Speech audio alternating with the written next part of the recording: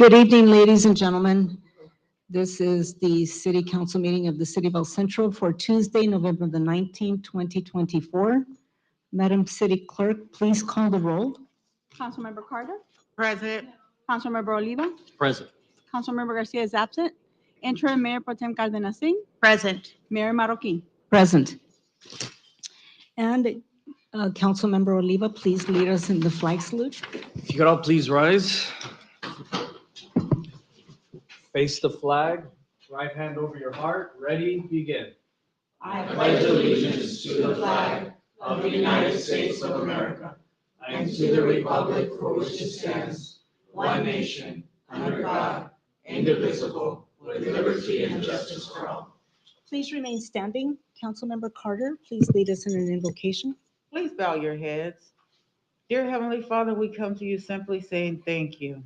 We ask you just to bless everybody as we go through this flu season. We ask you to go through the Imperial Valley, go through the hospital, go through those people who are sick and the shut-in at home.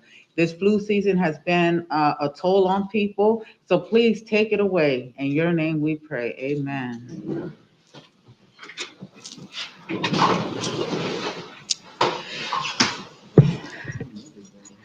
Madam City Attorney, any reports on closed session? No, Madam Mayor, not at this time. Thank you. Okay, and at this time, we will go into public comments. And first of all, I'd like to read the notice to the public. This is a public meeting. If there's an item on the agenda on which you wish to be heard, you are asked to complete a blue speaker slip and submit it to the city clerk prior to the start of the meeting. Persons wishing to address the council are not required to identify themselves. However, this information assists the mayor by ensuring that all persons wishing to address the council are recognized and also assists the city clerk in preparing the city council meeting minutes. When the item is announced and your name is called by the mayor, please step to the podium and state your name for the record. Unless the mayor extends the time, there is a 3-minute time limit for each public presentation. If you wish to address the council concerning any other matter not appearing on the agenda, you may do so during the public comment portion of the agenda. However, you may not show a visual presentation without review of that material. If you do so, you will be considered out of order. And at this time, I do have one request for public comment from Mr. Gary Redfern.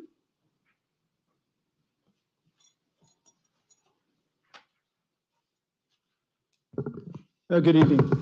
I live at Desert Trails RV Park at 225 Wake Avenue, and I'm appearing on behalf of more than 700 permanent and seasonal residents there. For the past several years, I and other residents have witnessed Coin Power Sports drive ATVs on Wake Avenue at high rates of speed, faster than the traffic speed limit of 40 miles per hour. These vehicles are not street legal in California and should not be driven on city streets. We have raised this concern with the El Centro Police Department, whose officers, including Stephen Fisher, have been responsive. Officers have advised me they have visited Coin Power Sports on multiple occasions to advise them of the situation and ask the company not test drive its off-road vehicles on city streets due to safety concerns. Still, Coin is acting with impunity and continues to drive its ATVs on Wake. One such occasion I videotaped was on November 6th. And I sent that video to Sergeant Fisher, who assured me an officer would again visit Coin. There have been other recent incidents, and I also have other videos. However, despite these efforts, I am now of the belief the city must take further action to stop this dangerous situation. Due to the amount of traffic on Wake, including slow-moving RVs coming and going from Desert Trails, someone is likely to get seriously injured or killed by one of these ATVs. And I've seen them probably driving 70, because speed limit on that is 40. And they're going by them like they're not standing still. And they do this all the time. I've got several videos, but I can hear them too. Even when I can't see them, I know what they sound like. And they're these razors. And what I'm asking tonight is the city make a commitment that this stop. They're throwing it in your cop's face. They're trying. I give them credit, but they don't care. They're doing it anyway. And this is after repeated visits. And I'm telling you, somebody is going to get injured or killed. You've got Goodwill that open there. The courthouse open there, CHP's open there. That's probably the busiest intersection in the city, I'd say, to maybe Adams and Imperial. And they're racing out of that, and they're going down all the way to the end, and then they come back. And they're doing it all the time. And they won't stop. And they're not listening to your cops. which is they're just throwing it in your face. They think they can do whatever the hell they want. And what I'm saying is, you know what? Cease and desist order. Maybe you can give them a ticket based on the videos that I've seen, or get Marty in here, Marty Coyne, and throw him on the grill and say, hey, dude, what's going on with your people here? Because I think maybe what happens is somebody agrees to it and then they get new people in and they're not telling them, hey, don't do this. So, you know, I want some kind of commitment that, you know, your cops are trying their best, but whatever they're trying to do, they're not listening to them. And, you know, we're kind of tired of this. I mean, they're throwing it in your face. So I know maybe you can't do anything about it tonight, but I left my information, and I'd like this councilor of the city to do something about this and maybe get back to me within a week and see, you know, what's going to go on here, because they're not listening to your officers. And, you know, the thing is, you wouldn't like this on your street, and we shouldn't have to live with it on ours. So I appreciate your consideration this evening. Thank you, Mr. Redfern. Madam Mayor, so I've communicated with Chief Sawyer. We're going to have DC Brown make contact with Mr. Redfern and set up a meeting so that we can address the matter. All Thank right. Thank you. Okay. And we will now move on to presentations. And this evening, I have the honor of presenting a proclamation to KXO Radio. And, you know, I truly appreciate the invaluable service that KXO Radio has provided to El Centro and the entire Imperial Valley community throughout the years. I know that they've been in existence for quite a while. And so this evening, before I leave my mayorship next month, I wanted to show my appreciation towards your radio station for the service that you provide and that I listen to every day. And I would like to then present this proclamation to Mr. Dean Brister and Mr. Carol Buckley, who are here representing KXO Radio. And I know that you've brought your family with you, and I appreciate that. But if you'd like to step up to the podium, I'd like to read the proclamation to you.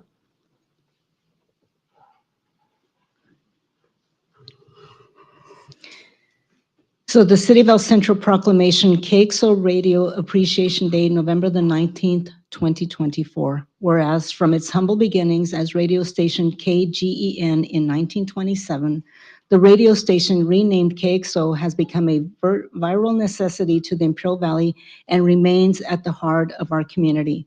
And whereas radio station President Gene Brister and Vice President Carol Buckley broadcast an array of community services such as the national news on the hour, the local news on the half hour, weather, border wait times, CUHS district football games, Let's Talk About It Wellness Radio, and the Imperial Valley's emergency broadcasting system. Whereas in 1975, KXO acquired KNEU, the first FM station to broadcast in the Imperial Valley.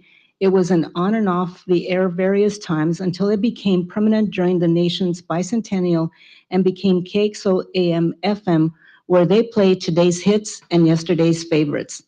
And whereas KXO Radio has demonstrated their value and service to the greater community, public communication, community engagement, and for all their contributions to the City of El Centro and the Imperial Valley, and whereas the mayor and council members appreciate and thank KXO Radio for their unwavering commitment and dedicated service to the community of El Centro and Imperial Valley.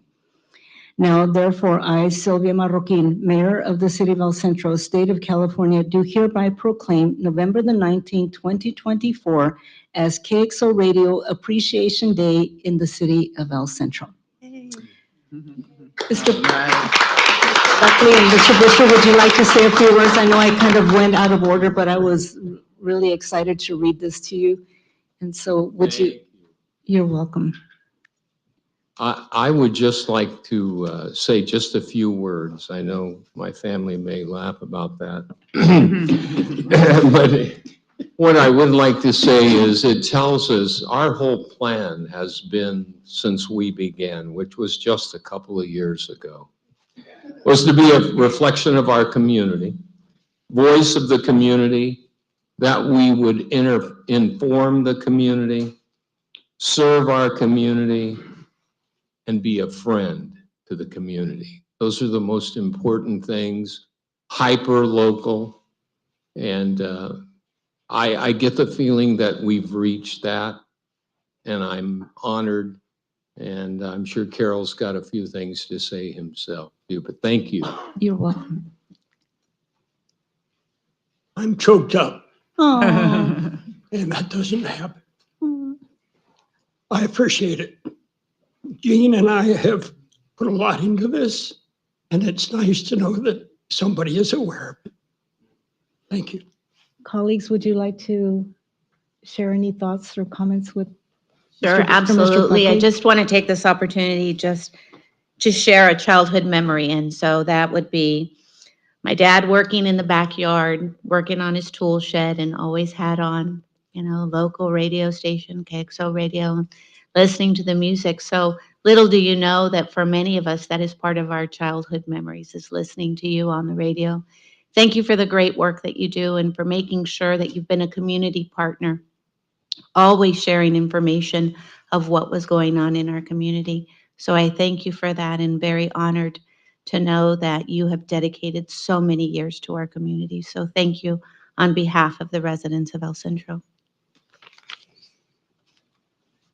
Mr. Brewster, Mr. Buckley, I can assure you that this community, this council, this city, generations are not just aware of the contributions that you have given through KXL radio and other efforts. It's ingrained in us. And I can assure you that I will always remember your voice. It's the voices of Imperial Valley. And it's been such for many generations. And I can't stress this enough, right? In all the corners of Imperial County, whether you're living on a farm in unincorporated, whether you're living in a two-story house in the richest parts of town or in an apartment, your voices got to all of us. And from the richest of the rich to the poorest of the poor. And I would even go so far as to say that perhaps there are folks in this community that learned English by hearing you on the radio, right? Right? And so for all of it, for the contributions and for the continuing efforts that you gave, thank you so much. And I hope that we continue to hear your voices for as long as you allow us to hear it. Councilmember Carter. I'm choked up as well. Wow. I would also like to share a childhood memory. That just brought back so many memories of my dad out there cleaning fish, playing, listening to KXO in the back of his truck. And, we had to hear it in the house, and we would walk in and outside, and we would always hear it and listen to you. And it just grew up in our household as well. And I want to thank you, and I wish you the best. The community wishes you the best. And what's coming next? We're excited.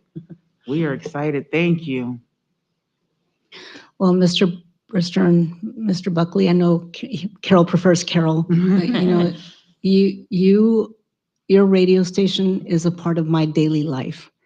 I listen to your station to keep myself informed on what's going on locally and nationally, and what the weather forecast is for the day. And let me tell you, I've got, even at work, my radio, I'm one of those that I have to work with background noise, and that's what's tuned in your radio station. And so I just want to show my appreciation for the service that you provide to the community, for broadcasting all of the local football games, and you keep us informed of what's the latest score and who's won and who's moving on to the playoffs and the CIF championships and so on. I mean, that is such a vital, you play such a vital role in our everyday lives, that this is the least that we could do for you, is and show our appreciation. So can I invite you back up to the podium to present this proclamation to you? Or actually, how about right here in front, so that we can have pictures taken. Yes, it is. Yes, it is. Please.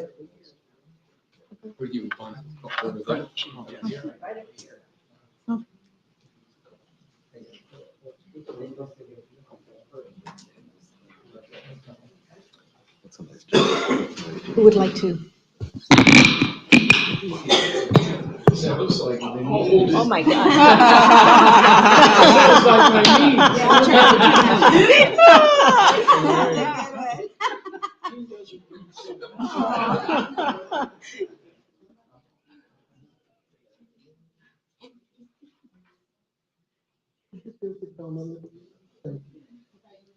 That's worth it. Thank you. Can't stop laughing. Thank you. Hey, where's Mario? Let's invite your family. Oh, you're not. What? Would you like to invite your family? Would you like to invite the family to come up and be included in the picture? And we have just like that. Oh. Yes. One of our staff members. Yes. Oh, great. Dave, Mrs. Valor, Gina. Oh my gosh, I feel like I hear about them on the radio all the time, it's just like, I feel like I know all your family,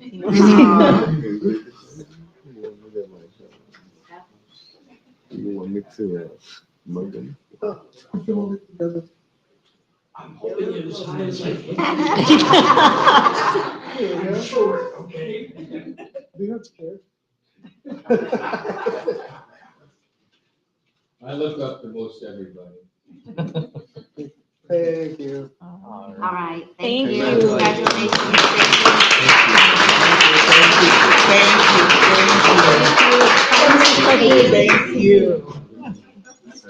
Congratulations. Thank you. Is it almost past reunion time? Oh my gosh. Of course.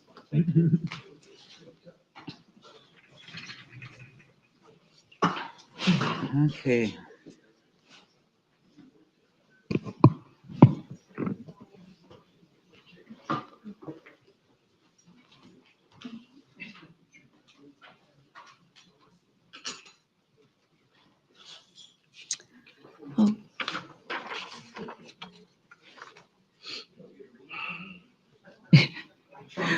All righty.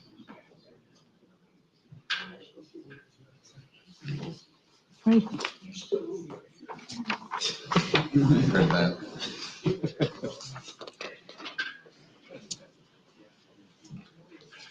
Okay, colleagues, so we will now move on to the consent agenda.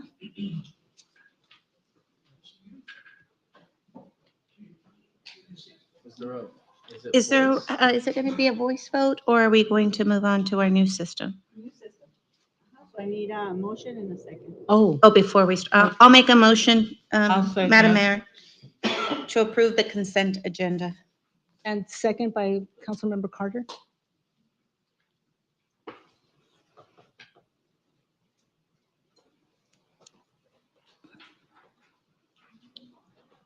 Still, it doesn't allow us to vote.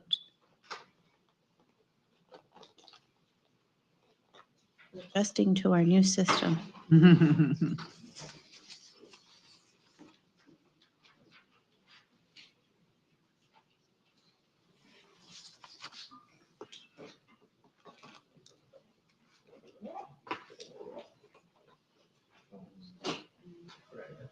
You have to, save. There it is. And so the consent agenda items number 2 through 9 pass with the 4-0 vote and 1 absentee. Okay, so now we move on to item number 10. And this is a public hearing for the purpose of considering an amendment to Chapter 4 of the City Code regarding ordinance. We have a presentation by Angel Hernandez, our Community Development Director.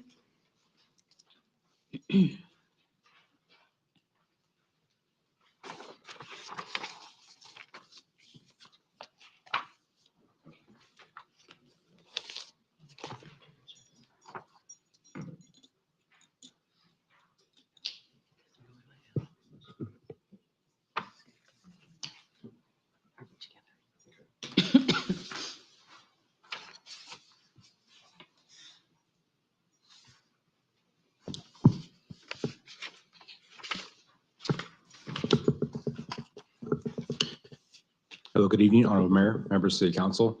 Tonight's presentation, I'll be covering items 10 and 11 of the agenda. First, I want to start with basically an overall view of what the changes that are before you. So the first part is to update Chapter 4, Article 3 of our city ordinance. That's the section of our ordinance that contains the regulations regarding card rooms. This is an existing ordinance that the city adopted in 1999, actually. And these are the major level changes that we're proposing. Also go over details about the existing requirements that are not being changed. So first is increasing the number of card tables from 3 to 5, allowing the serving and consumption of alcohol with a valid ABC license. That's the Alcohol Beverage Control Bureau with the state. Requires security guard during the hours of operation. Renewal of the card room license every 2 years. There's will be minor changes for clarity, conciseness, and for new procedures, and also updates for compliance with state law regarding regulating card rooms. And that was done with the assistance of the state agency that regulates card rooms. The other aspect that's being presented to you, and this is the subject of item 11, sorry, is updating the zoning ordinance. So this is a relatively minor change, just adding card rooms as an allowed use in the CG general commercial zone. And I'll be going over more details about that aspect as well. So as a background, Chapter 4, Article 3 of our city ordinance regulates card rooms. It includes regulations, procedures for renewal, for revocation of these licenses. It was adopted in 1999, and that was a response to the Gambling Control Act. That was a state law that was approved by the legislature to help kind of regulate at that time a lot of different card rooms that were operating throughout the state. So specifically, Tommy's Casino, which used to be located at 467 West Main Street. That was the city's only license. The only card room was licensed. However, it closed in 2018. And the city card room license expired, but the owner of the business maintained their state license, and they transferred it to a new owner that has basically the ownership rights of that state license. Something else that is missing from our current kind of regulations is where to cite them in case one wants to relocate. So that's the subject of item 11 of the agenda. Basically, what zones are allowed to be permitted. So first, the applicant who is initiated this is Casino Azul LLC, and they purchased the Tommy's Casino and Saloon, and they're planning to relocate it to 1510 Adams Avenue. Casino Azul applied for changes to card room. This is specifically increasing the number of tables from 3 to 5, and also to establish the zoning requirements for the card room. So they have also obtained conditional approval with the Bureau of Gambling Control. It's pending basically the city to approve their local license. And if approved, they would apply for a new city card room license and have their employees register, have the employees apply for card room employee permits. So this slide kind of gives you a rundown of the licenses that they would require, the city one specifically. So they would need a city card room license, so that'd be for the establishment, and that is issued with the finance and police department, and they will evaluate the ownership of the card room, exactly who owns the business, other businesses owned by those individuals, if they have a history of owning or operating other card rooms or being employed by them, criminal background check, and we're proposing to have that renewed every 2 years. The existing ordinance wasn't too clear about when those would be renewed, so we made specific that it would be renewed every 2 years. The second element of the city's regulations is having each card room employee be permitted with the police department. This is already existing in the ordinance, and it's very standard among other jurisdictions, and that includes having a criminal background check on them, taking photographs, evaluate their employment history with other card rooms, and that gets renewed annually. And this is aside from the state card room license, the regular city business license, and if they require you to make any improvements, building improvements, any type of development permits. So on this table, it shows the major elements of the regulation as pertains to what the city controls.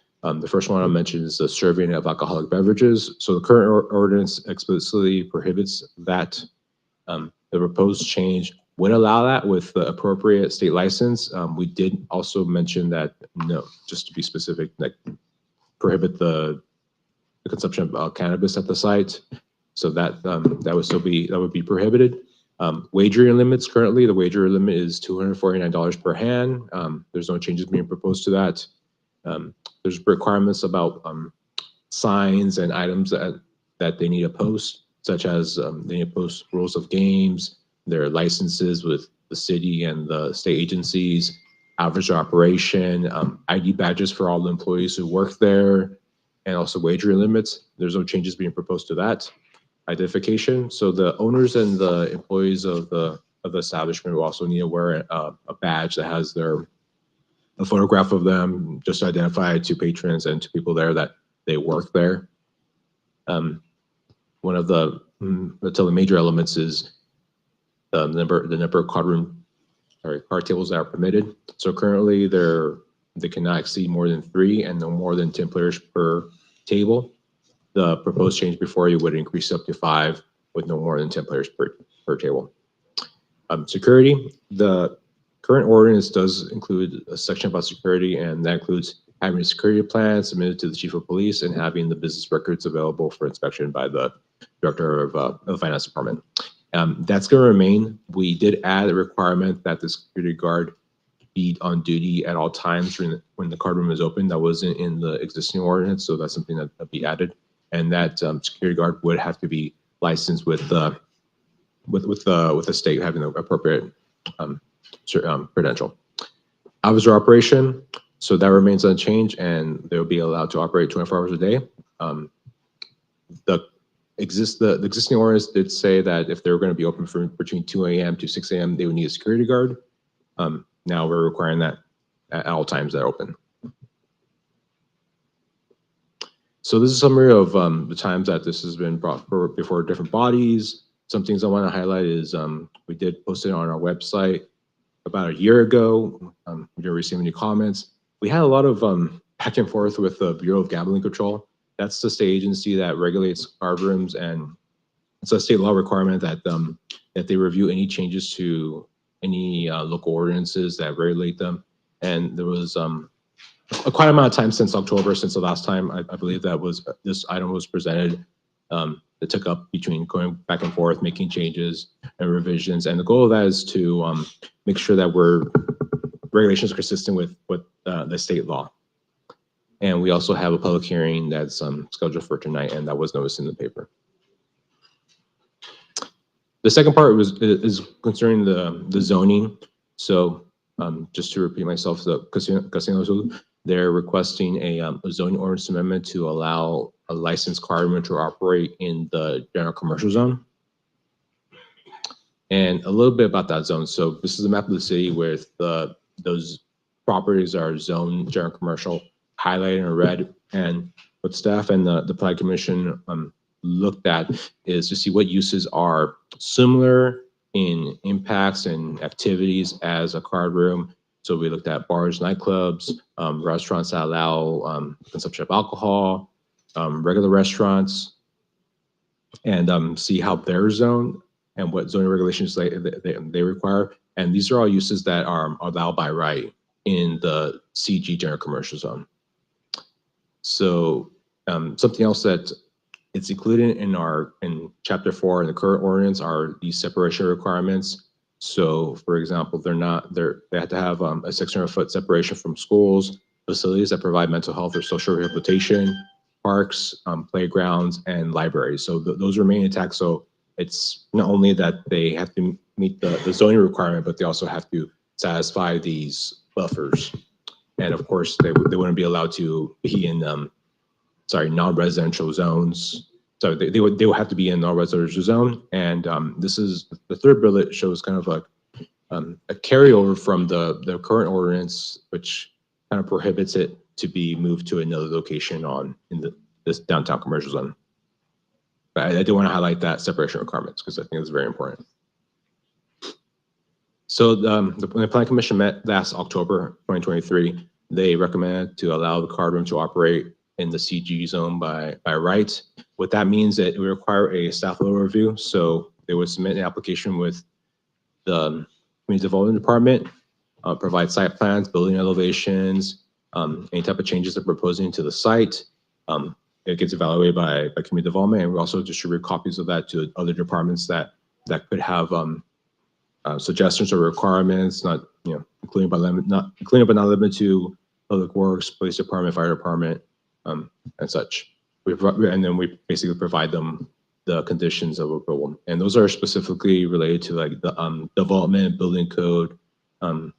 If they require any other type of like physical improvements. Other options that the Plan Commission considered was requiring conditional use permit that would be issued by Plan Commission or require a conditional use permit issued by the City Council. But after discussion, they recommended that the City Council allow the card room to be operated by right.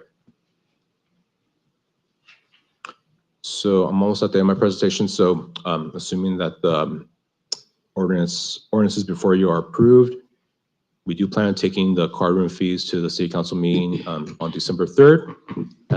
Assuming that's also approved, the city card room license, the applicant would need to apply for that, and that would be reviewed by city staff based on the ordinance, and also a site plan review. And that's regarding basically the construction, any type of tenant improvements that need to be done to their site.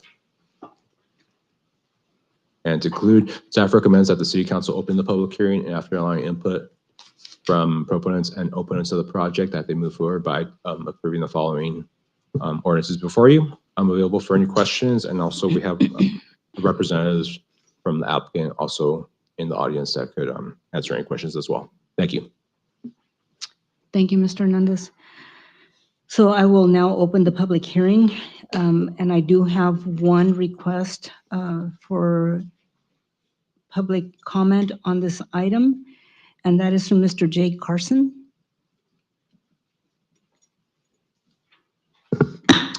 Thank you, Madam Mayor, City Council members. My name is Jay Carson. I'm an attorney for Lauren Zatisha, the applicant, the owner of Casino Azul LLC, with his wife. He wanted to be here tonight, but he had some medical appointments today that prevented him. So you guys are stuck with me. I just want to thank Angel and staff. You guys saw the timeline. We've been working very closely with staff for a long time. I've been working on this project for even longer. We've had applications with the state. We've had the time period to even find this deal and purchase the old Tommy's business and get that deal in place. So I've been working on this thing. When I started, I used to have hair, so now I don't. But we are excited to be here with you guys today. As Angel said, there's been a lot of review at the state level for these changes to the ordinance to update, modernize the existing regulatory scheme that you have. And just one thing I want to emphasize on item 11, that the zoning change we're asking for, it's a card room with a restaurant, and that's a really important piece of this project. It's not a standalone card room, and it's going to be right there in the zoning. That this will be a restaurant in a good location in town to bring business, bring jobs, to the downtown corridor. So I'm here, happy to answer any questions. We recognize that this is really the start of a process, not the end, and we're looking forward to working with the city. Thank you. Okay, thank you, Mr. Carson. So now we bring it back to my colleagues, and Close the public hearing first. oh, we need to close it first. Alrighty. So the public hearing is now closed, and I will now bring it back to council for any questions or comments. I have a Councilman? couple questions, Yes. Madam Mayor, just Mhm. for the sake of transparency and to make sure that we're clear with our residents. Angel, may I please ask for you to bring back the slide that shows what was in place and what the modifications or the requests are for the change? Right There you there. go. So on item 1, serving of alcoholic beverages, didn't Tommy already serve alcoholic beverages when they had the card room? So I don't know why they're asking for the change. I just assumed it already was hand in hand. I think technically it was in a back room, even though Okay. it's, if you're in the bar, you could see what was going on there, but they wouldn't allow people to bring alcoholic beverages to that back area. Okay, I see.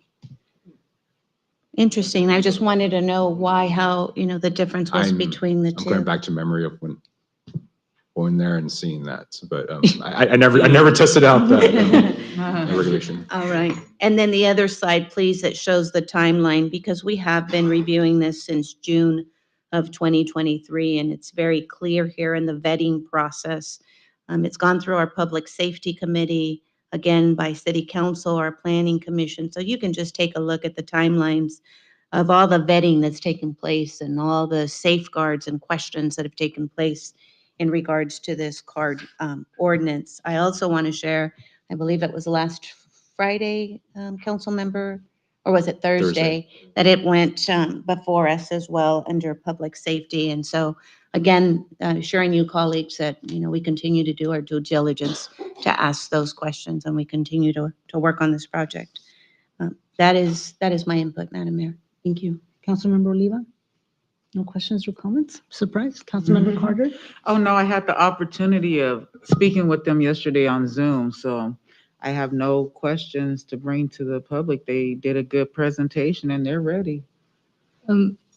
Angel, can you go back to the slide that one where hours of operation, 24 hours a day, is that standard with the card room? Or, because I think about most bars close at 2 a.m. Yes. And this would be open 24 hours a day. And so that leaves that 4-hour window there. I know that requires security between 2 a.m. and 6 a.m.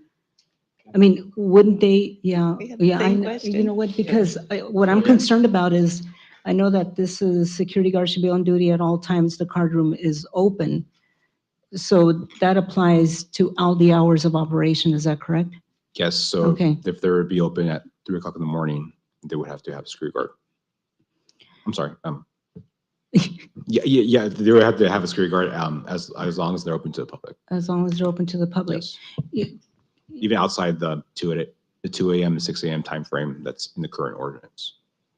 But I think the question is, are they going to be serving alcohol through those hours? No, they correct? can't. No. They can't. No, Against so the law. Madam Mayor, if I could, Yes, I can assure you that this very thing was what I raised as a concern. Yeah, because I was for concerned myself. about this, yeah. And I know that Chief Brown, Chief Bernal were in the room when I must have spent like 20 minutes just grilling everyone about this one thing. But so here's what I was assured, because my concern is the safety. I can say that most businesses will have their kitchens closed at 10, 11 p.m. You cannot sell alcohol beyond 2 a.m. And so the concern was the amount of calls that we would receive between the hours of 2 and 6 a.m., right?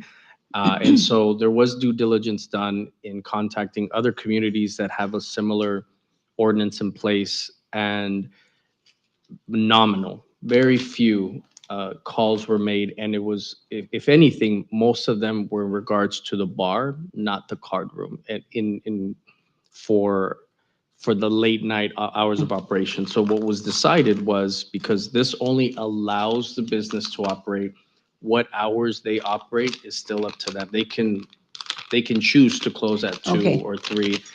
This is just flexibility, but the direction was given to staff to give them an opportunity to earn the trust and to earn, the ability to operate freely, and that we would revisit this in a year and evaluate if truly, right, fears were realized or not, and how many calls were made for public safety in regards to this. And so that was the idea. But it was, in terms of public policy, it's a lot easier to start flexible and then hone in than to open it up again and have to explain why that was.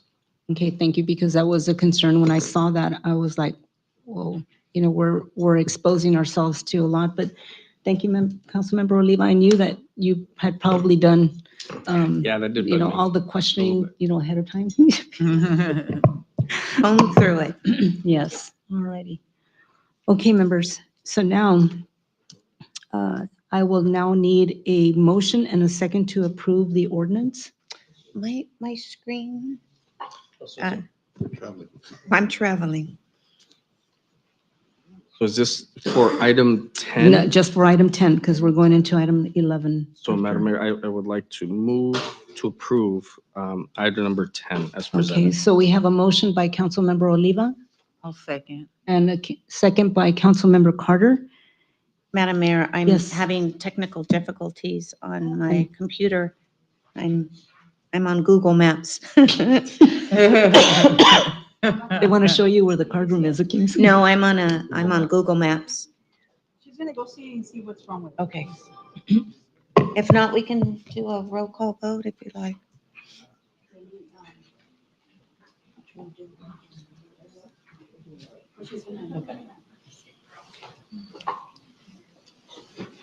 I feel like I got in trouble for breaking it.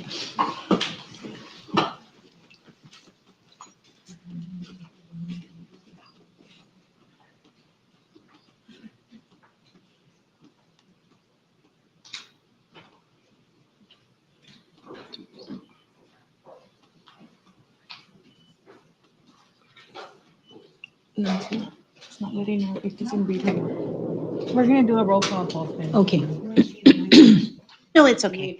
It's okay. Yeah, it's just we're getting used to a new voting system. That's all right. So we have a motion by Councilmember Oliva and a second by Councilmember Carter. Let's see. Councilmember, interim Mayor Pro Tem Cardenas Singh, Yes. Mayor Marroquin. yes. Okay, we have 4-0. Motion passes. All right. Thank you. So now we will move on to item number 11. This is a public hearing to consider the recommendation of the Planning Commission regarding zoning ordinance text amendment 23-01, allowing card rooms to operate in the CG General Commercial Zone. And we again have a presentation by Mr. Angel Hernandez, our Community Development Director. So that, my presentation was to cover that. Oh, item okay, as so well. it covered both. Okay, Yes. all righty. Thank you, Mr. Hernandez. Now I will open the public hearing, and I know that Mr. Carson had also requested to speak on item number 11. Did your comments cover both? Here, Yes. Mr. Hernandez covered both. So you Yeah. can just ask for a vote for this one. Okay, so in this Yes. case, let me just, all right. So we'll close the public hearing, and now I bring it back to council. And can I get a motion to approve? Madam Mayor, I'd like to move to approve the ordinance as presented in item number 11. Thank you. Councilmember Oliva motioned. And may I get a second, please? I'll second. Interim Mayor Pro Tem Cardenas Singh seconded. Okay, Councilmember Carter, Yes. Councilmember Oliva, Yes. Councilmember Garcia absent, interim Mayor Pro Tem Cardenas Singh, Yes. Mayor Marroquin. Yes. Motion passes 4-0. Madam City Clerk, when we did number 11, you didn't call on all of us like you did right now? Does that On make a number difference? On number 10? I can do that again. Okay, Okay. yeah, just to make sure that Yes. we have all our bases covered. Okay. Councilmember Carter, Yes. Councilmember Oliva, That's for number 10. number 10. Yes. Councilmember Garcia absent, interim Mayor Pro Tem Cardenas Singh, Yes. Mayor Marroquin. Yes, Motion passes 4-0. okay, thank you. All right.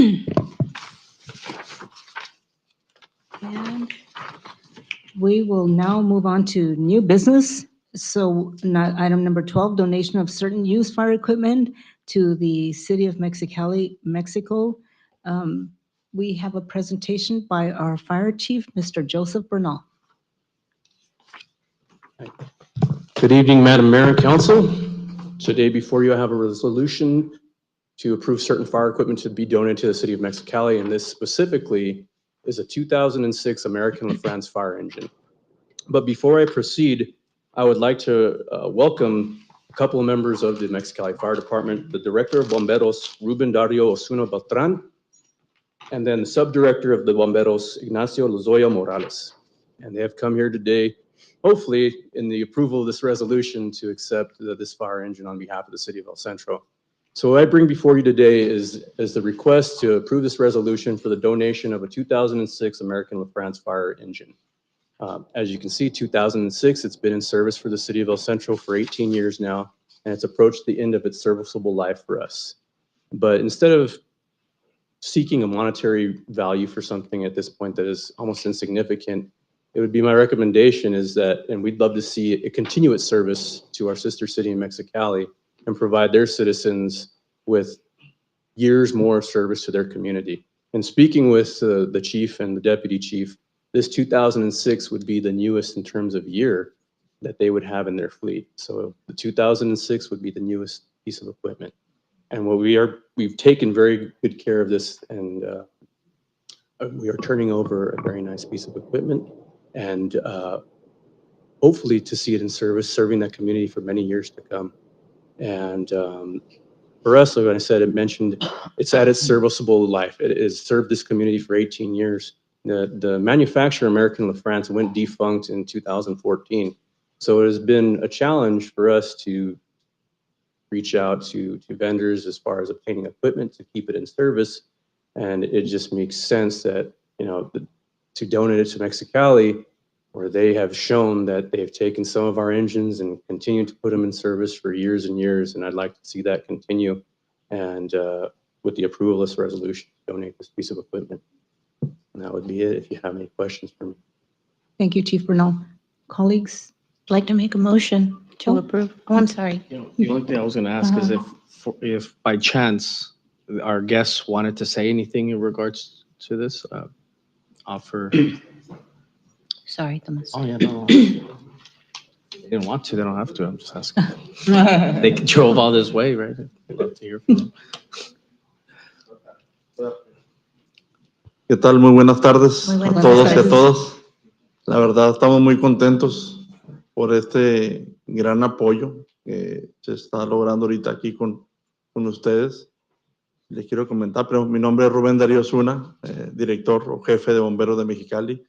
Ignacio Lozoya es el subdirector operativo. Les quiero comentar que Bomberos Mexicali tiene 23 estaciones de bomberos en Mexicali y su valle, 10 en la ciudad, y las otras están ubicadas en los valles de Mexicali, zona sur y zona norte, carretera San Felipe, donde tenemos por mes, más de 1,000 incendios de índole de casas habitadas, zacatales, basuras. Es mucho el trabajo que tiene la ciudad de Mexicali y ha crecido mucho. Estamos arriba de 1,300,000 habitantes ya en Mexicali y su valle. Y no nos alcanza a veces las unidades o el equipamiento que tenemos. Y la verdad, con esta unidad vendrá a fortalecer lo que es el apoyo a los ciudadanos que lo ocupan, ¿no? Y darles una mejor atención. Creo que esto va a ser de mucha gran ayuda. Pues agradecerle a nombre de nuestra presidenta Norma Alicia Bustamante, que sabe que estamos aquí y que les agradece por tomarnos en cuenta. No es la primera vez que nos apoya el Centro California. Tenemos por ahí unas cosas pendientes que nos han donado y que vamos a tratar de ya, pues que estén en Mexicali. De nuevo agradecerles a todos que han logrado y que están por ya esta unidad que se podrá estar en Mexicali, y agradecerles de nuevo este apoyo. Gracias. Should we translate for council member? I think he's gonna translate, because he speaks English. Okay, well, my name is Ignacio Lozoya. I'm the Assistant Chief for the City of Mexicali, and my fire chief here, Ruben, wants to thank from the City of Mexicali and our mayor, teacher, Norma Alicia Bustamante, all the help that you're bringing into our sister city in Mexicali. Our department runs around 1,000 calls, only fires per month. We cover all the city and the valley area. We have 23 fire stations. We have 10 stations in the city and 13 on the rural areas that cover all the border with Algodones to the area of San Felipe, the San Felipe Highway. And this is going to be very helpful to our department because the city was grown very fast and the department is still the same as 5 or 10 years, no? So this help as all the help that you bring us on the past, the other fire truck, we have a patrol car, we have some other equipments there. They are very helpful. Our city help us what they can do, but we always need to search for more help because, as I said, the city grows very fast and the department is still the same. So we were very helpful for this donation, and the unit, as you know, that's a very 18 years old of service, is going to help us a lot. And all the equipment that you think that if that probably help us, they want to help us. In the future, you have another thing, you know, that if you think that that equipment helps Mexicali, it's going to help us. That's for sure. Okay, so thank you very much, and thanks. That's You. And I have a picture right here just to kind of give the keys to the car kind of transition. This is couldn't drive it here today, but just so you could see what we're donating to them. A very well, although older engine, very well taken care of. And like I said, as they said, busy fire department, and I'm glad that we can hopefully help with giving them another piece of equipment to service their city. Thank you, Chief Bernal. Madam Mayor, so I would like to make the motion. Okay, and I would like to second the motion. And Madam City Clerk, can we vote, please? Councilmember Carter, Yes. Councilmember Oliva, Yes. Councilmember Garcia absent, Interim Mayor Pro Tem Cardenas Singh, Yes. Mayor Maruki. Yes. Motion passes 4-0. Yay! Wondering if we could have potentially a photo opportunity to. Sure. Yeah, let's get a Tomar una picture. foto, si quieren Can we llegar see aquí por favor? enfrente, por favor.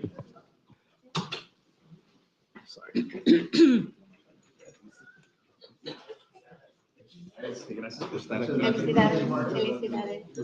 Thank you. Nada, gracias a ustedes. Muchas gracias. Thank you very much. You're welcome. What? That's so funny. Please do. I want to stand in front of you. I don't want to be behind. What? I ain't gonna be. Oh. Like this.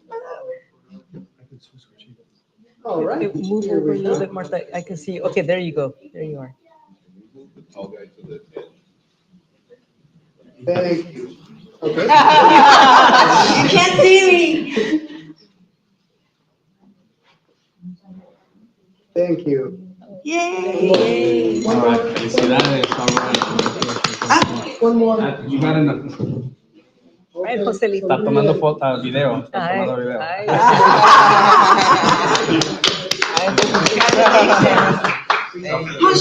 No de nada. Muchas gracias. You are so welcome. Thank you, Chief Bernal. Enjoy, enjoy. Gracias. No, es un placer apoyarlos con cualquier cosita que necesiten. Okay, aquí estamos para apoyarlos. Oh, sí. Mira. Muchos saludos. Que le vaya bien. Felicidades. Nacho, cuídate. Thank you very much.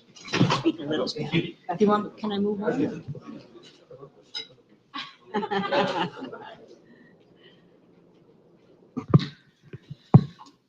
Alrighty, so we are moving on to item number 13, but this is an item that we are postponing until our meeting on December the 3rd.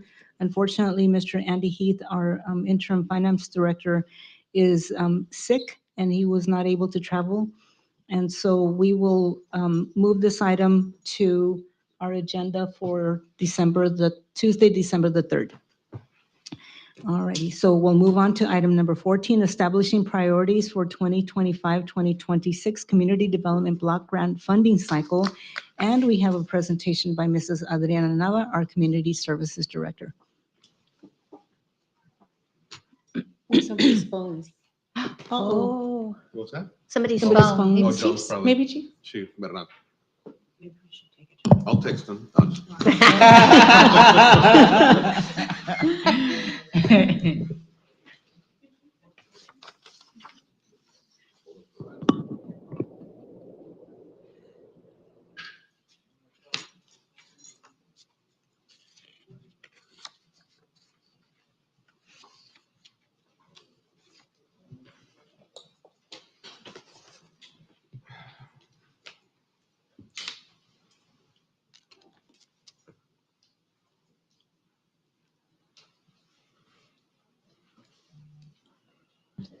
Apologies on that. Hello, Honorable Mayor and Council. That was a tough act to follow. What a feel-good story, honestly. No, you'll make us feel good with all of the money that will be. Yes. All right. But that was heartfelt. So I'll start. We do this annually, Mayor and Council. I'll do a little bit of the background and then looking to where our priorities will be. We are preparing for year 25, 26. So right now, just a few months ago, you guys approved agreements for all of our nonprofits that we work with. So just to give you a little bit of perspective, our objectives for our program are to benefit at least 51% low moderate income persons, aid in the prevention or elimination of slum or blight, and then meet other community development needs that present a serious and immediate threat to the health or welfare of the community. So CDBG funds are used for numerous community development activities directed towards neighborhood revitalization, economic development, and improved community facilities. In the past, you've used it towards rehabbing many of our park facilities. Recently, bids were just opened for a sidewalk project. So we've used them for numerous activities. And while it's not that much money, we've been able to stretch it by leveraging it with other funds as well. So right now, we're in the 5-year consolidated plan, that every 5 years we prepare a plan. We just completed a new one, and it's covering years 24 through 29. This is for the preparation of our annual action plan. And pretty soon we are going to be completing the request for proposals from our nonprofits. And so we established the priorities tonight so that when we review and score the nonprofit applications that we receive, we do it with the priorities in mind. Okay, so we'll have that will be released December 9th, so very shortly. And then in February, we will come back to council, and council will select the activities to be funded. And then 2025 will approve, April 2025, you'll approve the annual action plan. And then the CAPER, this is when we come in with all the graphs showing the deliverables from each of the nonprofits. So just to put into perspective, what are our eligible activities? So they encompass housing activities. We've historically done one housing rehab project per fiscal year. We've also, public facilities, we've done some sidewalk upgrades recently, and so that's also eligible. Parks, playgrounds within the target area, and then public services. We do fair housing services. We pay Inland Fair Housing for their services in our community. You may recall we had a resident not too long ago discussing some of the issues. So I teamed up with them and gave them information for Inland Fair Housing so they could discuss the dispute or grievance they have with their apartment complex. And then code enforcement, other eligible activities, crime prevention, graffiti removal and prevention. We've used it in the past for code enforcement activities, and that has been a prior priority. And then ineligible activities, generally anything that's just day-to-day general conduct of government is ineligible. Purchase of equipment, with few exceptions, like actually fire apparatuses is one of them. So looking at what is available, we have programmed already fair housing, which is a required activity estimated at $47,250. And then the grant administration process, we typically put it back towards the general fund, and it's the staff costs to run the program. And other uses, public services, there is a cap at 15%. And other eligible projects, this is where council has pretty much the most discretion as to where we can allocate these funds. And then we're anticipating receiving $20,000 in program income. So prior loans, et cetera, we anticipate $20,000, okay? So how much is the allocation? So for housing, we typically do $25,000. Public services for the last one was $81,998. Code enforcement, $77,500. Public facilities, this last round went all to sidewalks at $252,000. And then planning and administration. So today, really the discussion is, as we review applications that are submitted and we look towards new projects, we wanted to ask council what your new priorities will be for the upcoming 25-26 program year.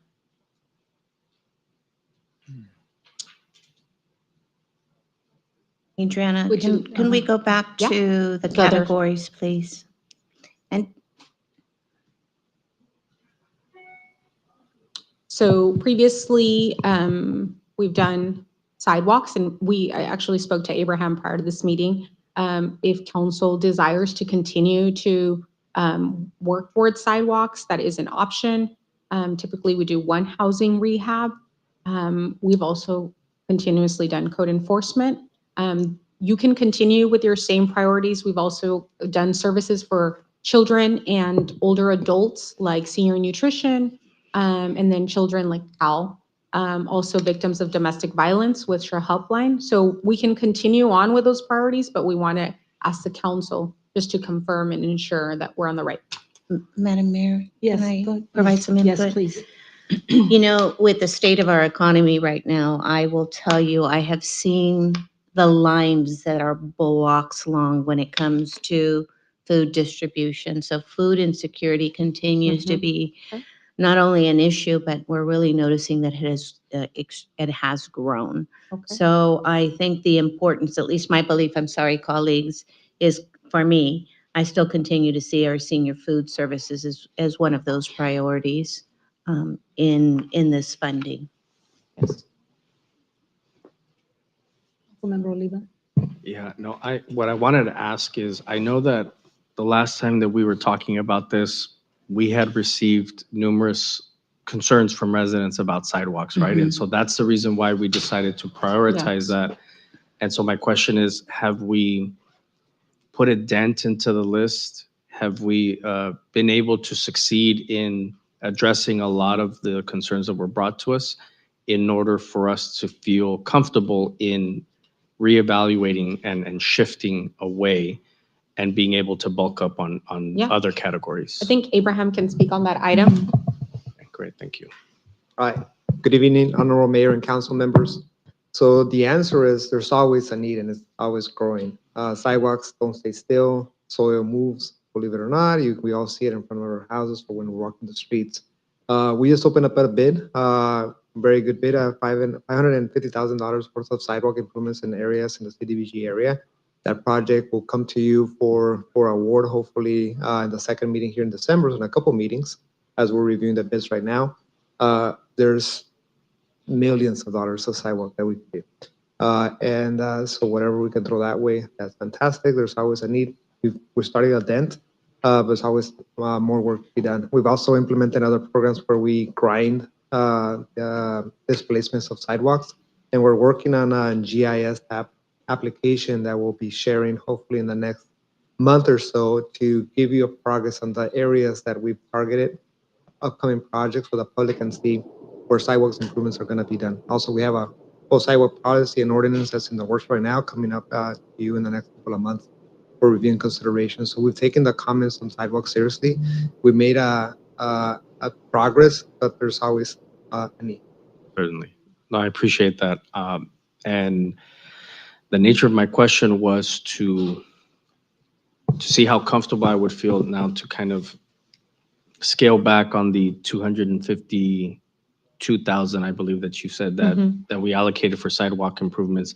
And I guess what I would say is I would still obviously lean on your suggestions and all, but I would like to echo my colleague's sentiment of prioritizing public services a little bit more because we do have a lot of food insecurity and a lot of folks that are struggling to be able to afford groceries at the grocery store. And some of the things that fall under that category that catch my attention. And so all I would say is that from what was allocated in the past to kind of adjusted a little bit more, leaning towards public services. Yeah, we do have that 15% cap for public services. So we typically distribute it amongst the various nonprofits who apply. So in that regard, it is a bit of a challenge because we do have that 15% cap. I'd forgotten about that. 15% Yeah, I cap. think it's in. I know, it's just that CDBG is very restrictive. Yes. Yeah, that's why. But we wish that we could be so flexible with this money, but I know how And much there you is a lot of struggle to- need in the community, but I also, the other thing is that we do still continue to need infrastructure like sidewalks in El Centro. You know, We just even look at other areas like Buckland Park, the areas around it, the sidewalk, people use that area daily and some of our sidewalks, we could improve on, but whatever the council decides to prioritize, we will move accordingly. So I will say this then, because you reminded us of the 15%, then I would say whatever comes in, then for the council members to be mindful of whatever is in excess of that 15% of the applications that we receive, to note that although a funding source like Measure P was made specifically for infrastructure and for parks and recreation and for things that our residents wanted, that because we would appropriate or recommend a high amount for sidewalks, that we could then think about if we wanted to make whole those applications, that we could think about another funding source above the 15% here in order to meet the goals of the council, if that is the will of the body. So then I would ask staff to make us aware of all of the applications that fall under public service. Let us know in your recommendation up to what point meets 15%, which ones perhaps didn't make it, and then this body can then deliberate on what we're willing to do. Okay. Cool, thank you. Madam Mayor, I have another Yes, comment, if it's all right. On the graffiti removal and prevention, we have just seen an increase even though we have a graffiti abatement program. But my heart was just broken to see, the mural that was put together there at Buckland Park that had also been graffitied. So it seems as though there is a rise in graffiti in our city. And so sometimes we also have to have our finger on the pulse in regards to the needs that we're seeing in our community. And I'm seeing that is also an eligible It item. is. One of the things that we've noticed with graffiti is that we have to ask permission from the property owner. So many times we have the resources, but we cannot get permission from the property owner. And so we use this one colored paint that you actually saw it in the Tommy slide. It's like a neutral brownish tan. And apartment complexes, there's some, that we notice and we ask the property owner. And so one of the challenges is we can't get a response. And so we can't just go on their wall and paint over it. And sometimes that is the challenge, is just getting a property owner to say, yes, I approve, move forward. But the crew is there. And so that is another, if you'd like us to focus on that, we definitely could do that to tailor it to that individual property. So if it's white paint, do white paint, whatever it is. Because in the past, we've just stuck to a simple palette. Or if they have it, many times we just use our paint. But yeah, we can look at that. Councilmember Carter, do you have any? It is a demand with the suggestions or graffiti. I'm or looking Mrs. at the Miller? public service and I do see that echoing what my colleagues have mentioned about the food distributing. I see that constantly because it's across the street from my house. The line is so long and you can't even hardly get out your driveway because it's so many people that are in need, and my heart just breaks for them. And that, I see that homelessness is also under public service as well. And I would also like us to focus on that some as well, where we can at least try to clean up our streets and see what we can do to help, see the communities. This is a big concern with the community. Yes. And I would like to see that go forth as well. Okay. So we've traditionally funded the senior food services. Now, I know that my colleagues have commented about the long lines that they see at the emergency food distributions. That does not fall under this program. No, I'm we correct, we right? do. No, we don't. No, that does not. The one thing we do is we partner with the food bank to use public facilities. We do it at Swarthout, I believe once a quarter. And so that is our way of being able to assist, is in terms of infrastructure. Yeah. But we haven't received in the past applications from the food bank. And so maybe that's an opportunity, is to reach out to them and ask them if they'd like to submit something. Yeah. I be think nice. my connection, colleagues, is if we're seeing that the line is so long, right? The fear is it's not endless food that's going to be able to be distributed. And so that's why we see people who, line up at 5 a.m. in the morning, or, whether it's in the heat or in the cold. And so the senior food program would at least alleviate, and we'd be able to say, if you did not receive your food commodity, know that through the senior nutrition program, you could still have, whether that's breakfast or lunch, and maybe that would alleviate some of the stress of trying to make your food stretch, whatever that distribution amount is. So I personally would be in favor of, an allocation, maybe even increasing the allocation that we provide to Catholic Charities for the Senior Food Services Program. I know that under homeless prevention and homeless services, I know that we have also provided funding to Catholic Charities for the day center. I know that the funds are very restrictive. Would the Helping Hands program, would it be eligible under CDBG guidelines? You know what? It could be, but we are fully funded. We are for- fully funded. Yes. And I'm talking about in future. We you know. have, Mayor, you may recall, we have that 5-year plan for PLHA. That's right, And okay. essentially, we've allocated the bulk of that funding for that Okay. program. And that is an allocation that we're getting annually. So, Okay. and also there's been a lot of freedom with that program through the state dollars, whereas with federal dollars, the reporting Yes, and the level. I So, know. and I give a ton of credit to Catholic Charities because their reporting is always great. They're always compliant. But I would prefer to keep them with PLHA Okay. just because we have a secure funding source. Doesn't hurt to ask. No, You know, and I so, want you to know yeah. it's fully funded. So Yeah, that is not, okay. and we know the need. Homelessness programs in all our plans have become a common from the community. Yeah.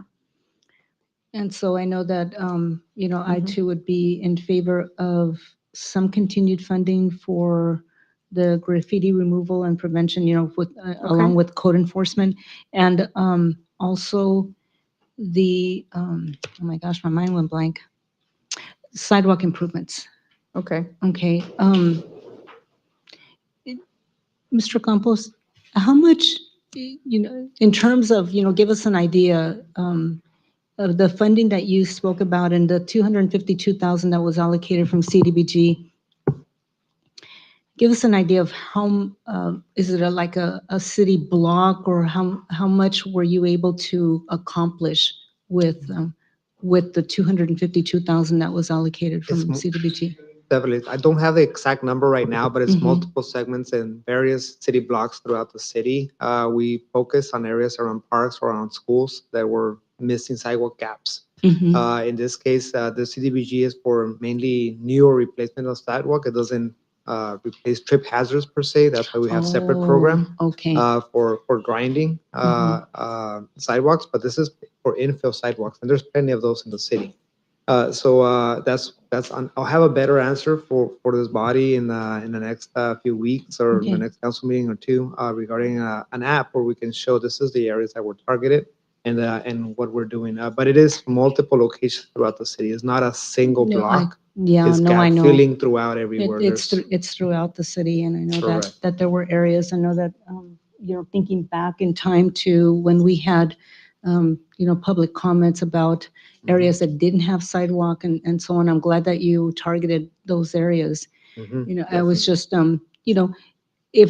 if we have another program that would then address the, the buckled sidewalks and so on, then we could probably scale back a little bit on the sidewalk improvement. But, this is going to be a continuing issue, throughout the city. So I think the more funding that we can allocate towards that, I think that would, And just to add that on would that, benefit the community. then to add in terms of sidewalk, we have other funding sources as well. We leverage there with even Article 3, which is separate funding from ICTC, as well as Measure D, our sales tax, and Measure P also allocated some funding for sidewalks. So there's been a commitment from council for sidewalks, and that's how we're partnering and leveraging the CDBG because we're using the funds from CDBG and adding other funding sources where needed to come up with a bigger project. The CDBG is a federal, and as you know, federal comes with a lot of strings. So we need to have enough CDBG or a project that's at least $500,000 or so to get bidders. Otherwise, we don't even get bidders on these type of projects. Okay, so Mrs. Nava, does this Yes. give you enough input and enough to work on to? Yes, come back with, and then you'll put out the request for proposals from. Yes. And, that good idea about including, reaching out to Yeah, the the food food bank bank, to yeah. see if they would Like be that idea. interested in. Mhm. Prior recipients, I don't think they've ever been a recipient. No, they haven't, Um, not as far. as And, long as and can I recall. think one of the reasons is because our reporting is strenuous. And so a lot of entities, I know I've spoken to Woman Haven who used to apply and they have found funding sources that, are a little bit easier in that regard. So but that's pretty much it. Thank you for your time. Alrighty. Thank you, Mrs. you. Mello. So now we move on to item number 15, discussion and any necessary action regarding the appointment to the Planning Commission to fill one unscheduled vacancy with the term ending on October the 3rd, 2026. And I asked our city clerk to look back at any applications, that unfortunately what we had on file had all, the time and term limit had expired. So we did receive one application from Mr. Jeffrey Chan. And so that is who we are appointing to fill this unexpected and unscheduled vacancy to fill the remaining term, which would then end on October the 3rd, 2026. And I need a motion in a second. Okay, So and moved. colleagues, Second, I will second, please. so that was a motion by Cardenas Singh, second by Carter. Councilmember Carter, Yes. Councilmember Oliva, Yes. Councilmember Garcia absent, Interim Mayor Pro Tem Cardenas Singh, Yes. Mayor Marroquin. Yes. Motion passes 4-0. Alrighty, and then what we have on the agenda is just the two remaining items are informational, and we will now move on to our task force report. And I think this time I'll start with Councilmember Carter. Thank you, Madam Mayor. I had the opportunity of attending the Chan Plaza grand opening. And it was a phenomenal event, and my daughter and I both won a prize that day. And my daughter was just so excited because when she got home and she opened it, because she loves to do art, it was an art kit. So she was like so happy. She was like, this gift was destined for me. So I did want to give them a shout out for that one. And then I also attended the Veterans Day ceremony. That always touches my heart tremendously because I guess how you say it, I am a vet brat. My dad did serve frontline Green Beret. He did forces, and he was just a big part of being a veteran. That was a big part of his heart. And I also attended the Coffee with the Cop. It was a nice event, and I love that it was in the evening because a lot of people do work in the daytime and they're not able to attend, and just to see different people that came out in the evening time. So thank you for that. That was a good opportunity where you looked at both worlds and came together and made it happen. So that was really good. And our community meeting for the Imperial Avenue. I attended that as well. That was very nice, and it seems like every time the community comes with more and more ideas, they had different ideas about Imperial Avenue and how the streets will go and this way, or how the trees was a big thing too. Everybody's like excited. Oh, we're gonna get trees here in El Centro. We'll have trees out there, but a lot of the input that was there that night, they had stickies out there where even if you thought of something, and then as I looked down the line, people did actually put in their input. They had different stickies where they wrote out different things. So once they bring it back to council, I guess we'll be able to see what changes they came up with from then. So we'll see. And then the state board commission appointment that was held at the library, that was a good event as well. And it was very nice, very informative, and just meeting the people that came down from the state to visit with us. And I also, last but not least, I did get to go out and support. I do love kids. Everybody knows that. So I do want to give a shout out to the girls softball championship game. I did go out and support them, and they did phenomenal. It was like you couldn't stay in your seat because they kept you like, oh, because at that age, games get interesting when you see the little kids play, and it's like, oh, But once you see as they get older, it's like, it's very tense. So it was a very nice game. So I did want to give them a shout out for that one. And that concludes my task force, Madam Mayor. Thank you, Councilmember Carter. Mayor, Interim Mayor Pro Tem Cardenas. Yes, would you like thank to- you.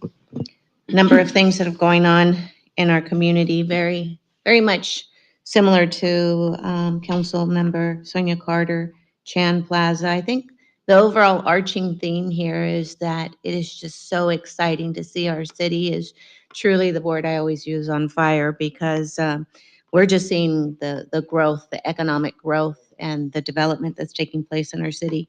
So again, the Chan Plaza, went to Rosa's Plain Food. They had their ribbon cutting ceremony. Had the opportunity to attend Vision Traffic Control grand opening as well. So that was a great opportunity to just see the businesses just within a 2-week time frame, what we've been able to celebrate. Had the opportunity again to participate in the Veterans Day, always a wonderful event and always a great opportunity to thank and appreciate all the individuals that serve our country. I have made it a commitment. I've made a commitment to ensure that I send you the minutes and briefings of our ICTC meeting. I hope that you are reading it and receiving it. It shares the funding that is coming to our Imperial County, whether that's through Caltrans or the state. In addition to that, had the opportunity to attend Integrity Senior Clinic Health Fair, which is a great event. They provided free vaccination, whether it's COVID, the pneumonia shot, and also the flu shot. On Saturday, got to attend the pickleball tournament, which was a fundraiser for the event, which is shopping with a cop. So that's always a heartfelt event. As far as committees, Friends of El Centro, we met on Monday. As I get ready to transition out of that role, I just want to give you an update that we are looking at our community garden, and the direction from our Friends of El Centro is to continue to work closely on funding opportunities for us to be able to take a look at a community garden. We've been taking a look at a location which is right across the street from the Aquatic Center. And we thought it just fit within the bandwidth of the improvements and the investments that the city of El Centro has made.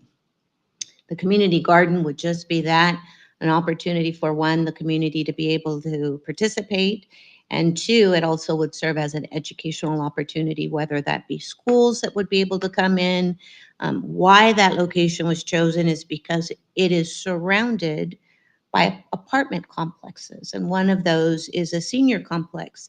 And we understand there's also a great therapeutic aspect to gardening as well. So we just thought that that would be a perfect place for it. And Miss Adriana and the crew is going to continue to look for funding. We have been working directly with Vice President Mr. Hamby, and he's also looking for funding through the IID. As far as our downtown ad hoc committee, just to give you an update on that, is 7 facade improvements have taken place in the downtown area, which have been of great benefit to the beautification of the downtown area and the commitment that we have made, which is to complete 2 phases. And the other item is that we are looking at Embellece. Staff has already met, and they're taking a look at the design of what downtown El Centro sign will look like on the entrance of the downtown area, and also taking a look at the schematics. So they've taken a look at different designs and color schemes for what that Embellece downtown square area would look like. So that is the end of my report. Thank you. Thank you, Madam Mayor and colleagues. State of ECRMC, I forgot. Would you like to say it? Okay, I'll say it. No, you know, this is So thank you, colleagues. I also attended several events that you all did. The Veterans Day event was obviously a special day to give honor to our veterans. And one of the shout outs I want to give to Mario is because he asked me a question, and it was really important for us to highlight the fact that, you know, sometimes the community forgets that we have Memorial Day for our veterans that are no longer with us. We have Veterans Day, which are retired veterans that have a DD 214 and that had honorable or other than dishonorable discharge. And then for those who currently serve, we have Armed Services Day, right? And so those are three very special days, but this day in particular are for our veterans that are still with us, right? And so we wanted to give thank you and thanks to their service. I also attended the Centinela Citizens Advisory Committee meeting. This one took place physically at Centinela State Prison. We met with the leadership of Centinela State Prison, and we were also afforded a tour. And I have to say that I was able to tour the education building, and they have a very robust GED and high school diploma program. They also shared that Imperial Valley College and San Diego State University are present at Centinela State Prison. And so obviously you have IVC offering classes in order to offer associate's degrees, and then that becomes a feeder program into the San Diego State University program that's called VISTA, that is also present in certain yards, and that way incarcerated persons can earn a bachelor's degree. All of this is so that they can earn milestones, and these milestones allow them to earn, as a self-help program, reduction in their sentence. And so I also saw, this was interesting, in their cafeteria slash gym slash whatever, they have a great art piece. They have murals where they have a life-size painting of Andy Reese and Simon Silva, and they have a dedicated piece there that's dedicated to Simon Silva. And I kid you not, the imagery looked like a photograph on the wall. It was very well painted, and so they have a nice art program in the prison as well. Needless to say, there was an alarm that went off, so a fight broke out, and we all had to get a little crazy. But it happened. I'm used to it because I used to teach there, so I just thought, oh, there's another alarm. So moving on, Coffee with a Cop. Thank you, Chief, for hosting Coffee with a Cop. I think it was great to have the public present in order to, as well, yes, in order to meet you all, put a friendly smile behind the badge, and also to be able to take a look at the drone that you have as a resource and as a tool to make sure that you all are able to keep us safe, but also keep yourself safe. Next, there was a veterans commemoration meeting that was hosted by San Diego State University, and so I attended that as well. Earlier, we took action on several items that was presented to the Public Safety Task Force that met last week. I also participated in the Complete Streets Plan with many of you to talk about potential improvements to Imperial Avenue. I was also present for the meet and greet with Governor Newsom's appointment secretary, Morgan Carbajal, who I would echo encouraged residents of Imperial County to reach out and to apply for boards and commissions that the governor is able to appoint. That way, your walk of life, our region, can be part of the statewide conversation for policy and for these boards and commissions. I also met with State Senator Steve Padilla's staff to talk about the city's priorities in our current special session that the governor called, as well as talking about what the next session can bring for the city of El Centro. Last night, we held the El Centro Regional Medical Center public forum at the library, and I would like to thank the folks that were able to be there. And this morning, I attended the Coachella Valley Economic Partnership Summit in Palm Springs. It was their 30th anniversary and 30-year anniversary is in existence, 20-year anniversary in creating a document. And some of the things that I learned is that residents of the Coachella Valley get free tuition at the College of the Desert, which I thought was interesting. The presentation there was phenomenal in the sense that you had folks that spoke on a panel that actually grew up from the Coachella Valley. One left, one stayed, and there was a transplant. And all three of them brought their perspective as to what brought them to come back, what brought them to stay, and what someone from Los Angeles forced them economically or personally to find a home in the Coachella Valley. And they talked about housing. They talked about how remote jobs affect their local economy and how housing affects their ability to attract or to, out migration. And I'll be quite honest with you, that level of conversation I haven't seen here in Imperial County. to where we are now addressing remote or hybrid jobs and what that does to our local economy, what that level of homeschooling as well as having your groceries delivered to you. They talked about all this stuff, and I just kept thinking, what does that do to our society where you literally have families that have no reason to leave their home, right? And what does that do to future generations? But it is a reality. And so I would love for someone who talks about economic development, not just within the city of El Centro, but just outside, and have that level of analysis. Anyway, lastly, I attended the Cal Cities leadership orientation this morning via Zoom as being the incoming vice chair for the Environmental Quality Committee. And that concludes my report. Thank you, Councilmember Oliva. My gosh, I was at many of the same ceremonies, but I just have to note that lately we've had quite a few ribbon cutting ceremonies. And that is an indication of how El Centro is growing, how we are bringing in new businesses. Rosa's Plain Food, an icon in the Valley that has come to El Centro. And the Chan Plaza, Grand Plaza ribbon cutting ceremony, they not only own that facility there, but they are also the owners of Honor Health Sciences Nursing School for LVNs. And, this is just give it time and they'll expand their repertoire of different types of businesses that this family owns, so I have to commend them, for the services that they are bringing to El Centro and to the Imperial Valley.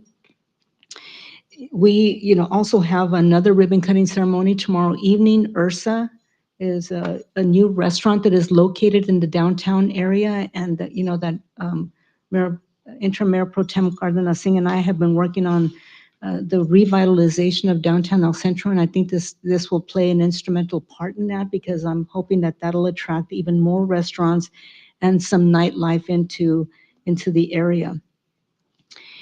Was also at the final community meeting of the Imperial Avenue Complete Streets Plan, and so as a follow-up, we are going to have a presentation from the firm that put all of this together, and that then, will put together the rendering on the final presentation of what they propose Imperial Avenue to look like from Adams all the way to Trash Hill Road, and how it will become more pedestrian-friendly and more bike rider-friendly, and all overall improve the schematic of what Imperial looks like from that point on, because of the fact that it does look like a highway, and it doesn't offer people that walk and ride bikes the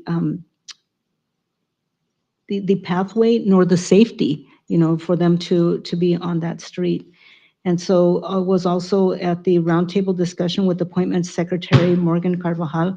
Again, what I will echo what Councilmember Oliva stated, as that they really are looking for participation from the Imperial Valley on many of their boards, so, please, look them up online. I know that they have many links to all the openings that they have on the different boards and commissions that they have throughout the states, and they are always looking for people to represent the Imperial Valley. So, I encourage you to do that as well. I was invited to make a presentation at the Saturday School at Southwest High School.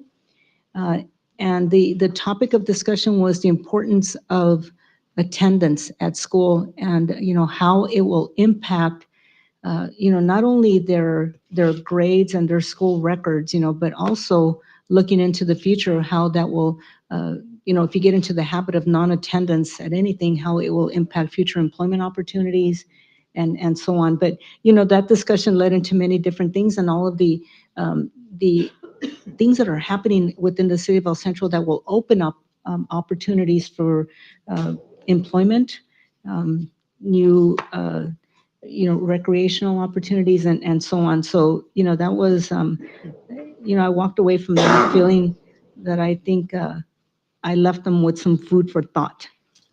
And so, oh my gosh, I was at last night's State of ECRMC, the discussion there, very interesting. And so at this point, I would like to invite everyone to our Christmas tree lighting ceremony that will be held at Fire Station Number 3, 5 p.m. on Friday, December the 6th. This year, we are unveiling a new Christmas tree, which is bigger and more beautiful than ones that we've had in previous years.